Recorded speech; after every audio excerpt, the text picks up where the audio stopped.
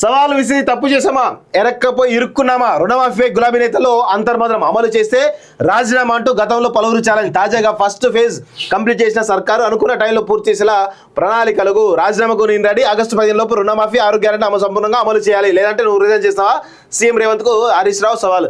చాతగాని దద్దమ్మ చేసేటువంటి ప్రయత్నాలు. ఫస్ట్ ఏమో రైతు రుణమాఫీ అయ్యి నేను రాజీనామా చేస్తాను, ఇప్పుడేమో రైతు రుణమాఫీ 6 గ్యారెంటీలు అంటున్నావు. సిగ్గుండాలి కదా కొంచెమైనా. హరీష్ రావు అంటే తెలంగాణ సమాజంలో ఒక రెస్పెక్ట్ ఉంది, ఆ రెస్పెక్ట్ కాపాడుకోవాలి. అండ్ ఇంకో విషయం హరీష్ రావు గుర్తుపెట్టుకోవాలి, హరీష్ రావు ఆ రోజు ఇచ్చినటువంటి లెటర్ ఏదైతే ఉన్నదో అందరి దగ్గర ఉన్నాయి, కాపీలు మీడియా అందరి దగ్గర ఉన్నాయి, అవి పెట్టుమంటే పెడతాం ఇష్టం. ఇక రుణమాఫీ విషయంలో సర్కార్కు విసిరిన సవాళ్ళ విషయంలో బీఆర్ఎస్ నేతలు ఆలోచనలో పడ్డారు. సీఎం రేవంత్ రెడ్డి అనవసరంగా రెచ్చగొట్టి తప్పు చేశామా అని మదనపడుతున్నారని గులాబీ పార్టీలో చర్చలు జరుగుతున్నాయి. తాజాగా 1 లక్ష వరకు రైతు రుణాలను ప్రభుత్వం మాఫీ చేయడంతో బీఆర్ఎస్ నేతలు ఆందోళన మొదలైంది. సో ఒకసారి 3వ పేజ్ చూద్దాం. రుణమాఫీ అమలు విషయంలో కాంగ్రెస్ ప్రభుత్వ దూకుడు బీఆర్ఎస్ లీడర్లు కలవరు పెడుతున్నాడు తెలుస్తుంది. సాధ్యం కాదనే ధీమాతో ఇష్టానుసారంగా విమర్శలు చేసి ఇప్పుడు అబాసు పాలయ్యామని కామెంట్ చేస్తున్నట్టు సమాచారం. రుణమాఫీ విషయంలో సీఎం రేవంత్ రెడ్డిని అనవసరంగా రెచ్చగొట్టి తప్పు పనిచేశామని అభిప్రాయపడుతున్నట్లు చర్చ జరుగుతున్నది. మిగతా హామీలను కూడా అమలు చేస్తే తమ పార్టీ భవిష్యత్తు ఏంటి అని మదపడుతున్నట్లు ప్రచారం ఉంది. ఇరుక్కున్న గులాబీ లీడర్లు అంటూ ముఖ్యంగా ఎవరు ఇరుక్కున్నది లేదు, కేవలం హరీష్ రావు రేవంత్ రెడ్డి సవాల్ జరిగింది. అందులో రేవంత్ రెడ్డి పై చేయి అందుకున్నాడు. ఇగో రేవంత్ రెచ్చగొట్టి తమ లీడర్లు ఇరుక్కుపోయారు. ఇప్పుడు ఏ మొహం పెట్టుకొని విమర్శలు చేస్తారు? ఇప్పటి నుంచైనా విమర్శలు చేసే ముందు జాగ్రత్తలు తీసుకోవాలని ఓ మాజీ మంత్రి అభిప్రాయపడ్డారు.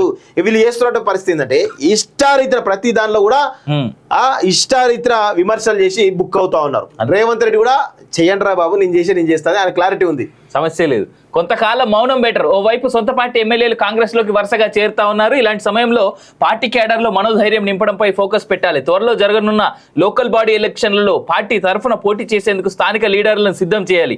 కానీ వీటన్నింటినీ పక్కన పెట్టి కేవలం కాంగ్రెస్ సర్కార్పై విమర్శలు చేయడమే పనిగా పెట్టుకుంటే ప్రజల్లో నవ్వుల పాలవుతామని అభిప్రాయాలు పార్టీలో వినిపిస్తున్నాయి. కనీసం 2.5 సంవత్సరాల పాటు ఎలాంటి విమర్శలు చేయకుండా పార్టీ బలోపేతం కోసం దృష్టి పెట్టాలని డిమాండ్లు ఉన్నాయి. ఆగస్టు 15 లోపు రుణమాఫీ అమలు చేస్తే రాజీనామాలు చేస్తామని ప్రకటనలు చేసిన లీడర్లు అందుకు రెడీగా ఉండాలి అని సీఎం రేవంత్ రెడ్డి ప్రస్తావించడంతోనైనా తమ పార్టీ లీడర్లు మార్పు రావాలని గులాబీ కేడర్ కామెంట్ చేస్తోంది.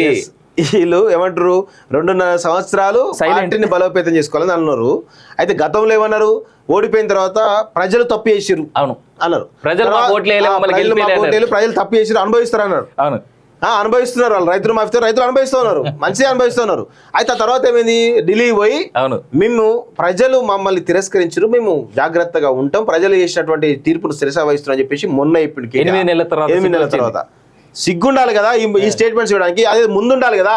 మీ అయ్యాకు 10 సంవత్సరాలు ఈ తెలంగాణ సమాజం అధికారం ఇస్తే, అధికారం ఇచ్చిన తర్వాత, అధికార మార్పు జరిగిన తర్వాత ఈ 10 సంవత్సరాలు నాకు అవకాశం ఇచ్చిర్రు, ప్రజలకు ధన్యవాదాలు, మళ్ళా మీకోసం కొట్లాడుతా అని ఒక్క మాట చెప్పలేదు కేసీఆర్. అంటే ప్రజలంటే ఎంత చులకనో కేసీఆర్ చూడు. అందట్టు తెలంగాణ సమాజం నా ఈ గడ్డ, నా ఈ తెలంగాణ ప్రజలు నా రక్తం బొట్టు పెట్టి నా బుర్రంతా కరిగించి మరి తెలంగాణ కోసం కష్టపడ్డా, అది చేసిన అన్నాడు.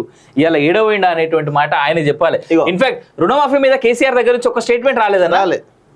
ఇక వాళ్ళు ఇక చెప్తారు కదా, కోటి గుడ్డు మీదకి ప్రయత్నం చేస్తారు, ఏదో చేస్తారు. చూడండి, 1 లక్ష మాఫీ చేసి 2 లక్షల ప్రకటన ఆల్రెడీ వాళ్ళు 15 లోపు చేస్తామని చెప్పి చెప్పుకున్నారు.